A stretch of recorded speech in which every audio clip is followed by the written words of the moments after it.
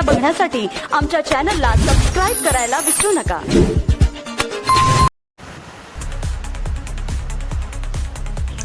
नमस्कार, A1 news महाराष्ट्रामध्ये सर्वांचे स्वागत आहे।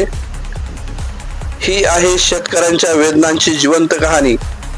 नाशिक जिल्ह्यातील सटाणा तालुक्यातील कोडबिल गावात अवकाळी पावसाने थैमान घातले असून मेहनतीने उगवलेली शेती काही मिनिटात उद्ध्वस्त झाली आहे। कांदा, भाजीपाला आणि इतर पिकांचे मोठ्या प्रमाणात नुकसान झाले आहे। शेतकऱ्यांचे लाखो रुपयाचे नुकसान झालेले आहे। शेतात पाणी साचले आहे। कापणीस तयार आलेला कांदा पूर्णपणे भिजून सडण्याच्या मार्गावर आहे। कर्ज काढून शेती केली, पिकावर संसार उभा होता, पण अवकाळी पावसाने सगळं उद्ध्वस्त केलं। 2026 ना पहिला अवकाळी। खरं तर काय बोला, म्हणजे डोकं बंद पड जायचं बाबा।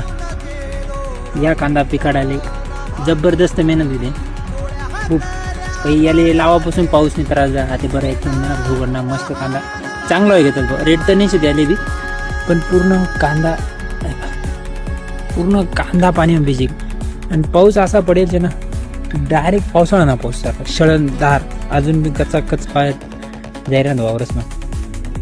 हे डायरेक्ट डोकं हँग जायचे। शेतकरी जगानं कसं आहे समजायला मार्गाने। एक साईडले पहिलेच सरकार मार आहे ना, एक साईडले आधी निसर्ग आणि बा तिकडून मागे तुम्ही दिसणार, पण तिकडून अजून परत पाऊस।